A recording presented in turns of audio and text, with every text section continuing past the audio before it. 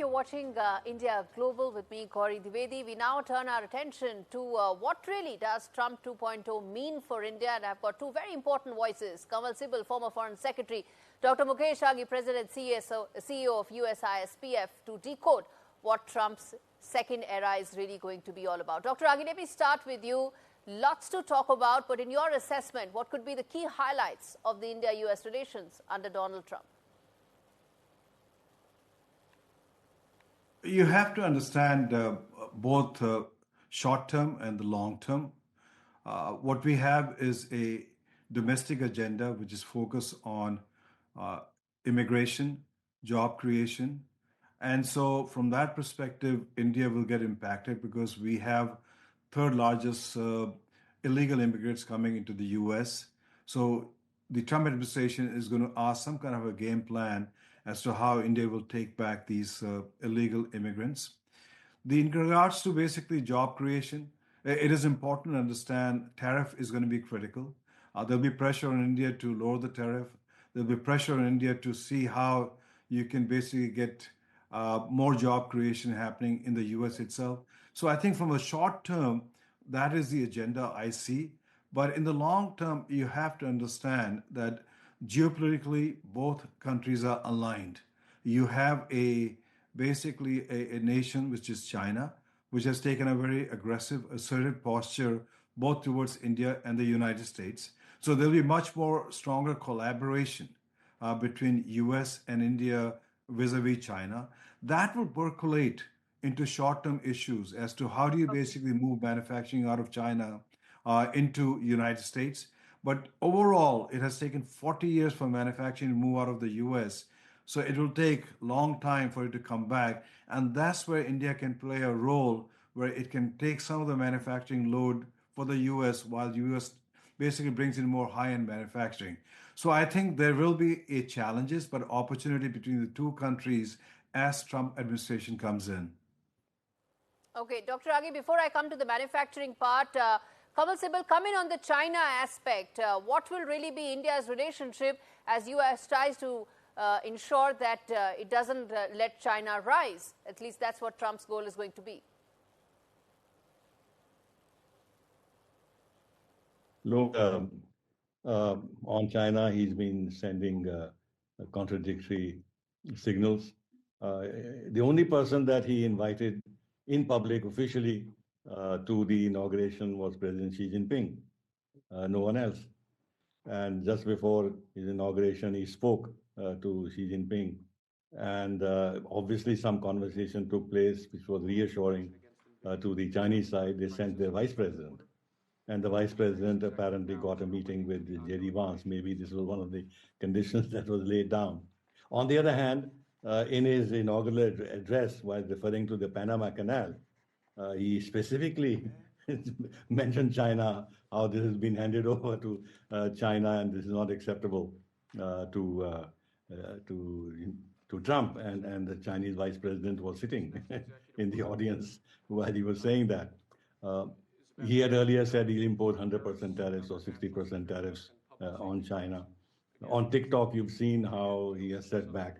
Clearly, this was part of the discussion with Xi Jinping in order to create a more conducive atmosphere for the vice president to visit.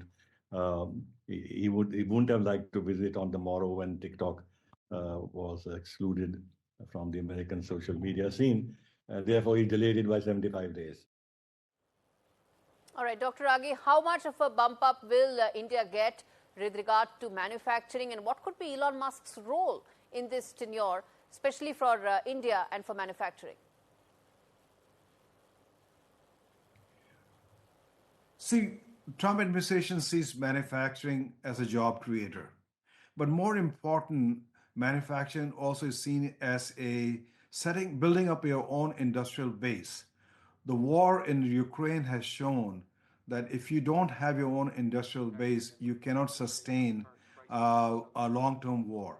So US has to bring back manufacturing from a geopolitical perspective also. So you will see a major effort. The challenge is going to be is Elon Musk has his own interest in China. It has a mega Tesla plant there. And so you have to finagle that while you move manufacturing back into the US. And we've seen that happening with Apple.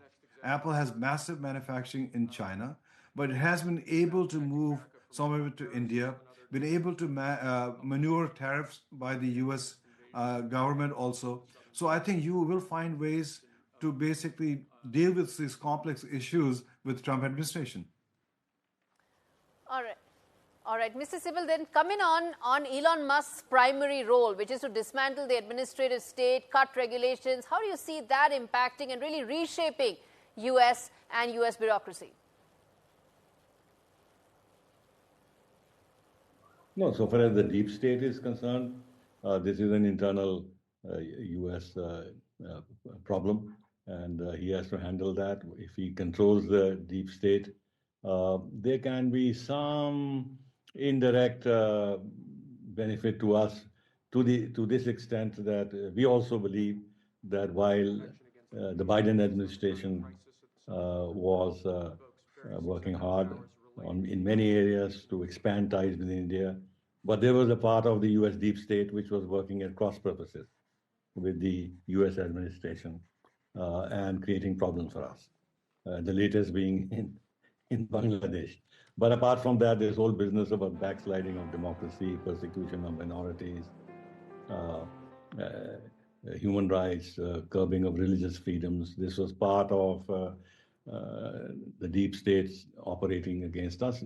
Not merely that, I think they had support within the State Department, clearly. But nevertheless, this was part of the activity of the deep state. And this included the media and the prominent think tanks and journals of the United States. Now, if some curb is put on them, we may benefit from it, but this will not be that important and material. So the deep state problem is a US problem, not our problem.